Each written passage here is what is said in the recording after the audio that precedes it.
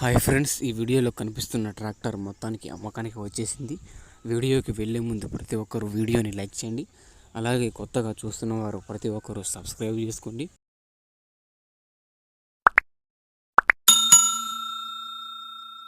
ఈ వెహికల్ ధర వచ్చేసి 3,65,000 ఫ్రెండ్స్. ఇదేమి ఫిక్స్ అమౌంట్ కాదు, మాట్లాడితే కొంచెం తగ్గే అవకాశం ఉంది.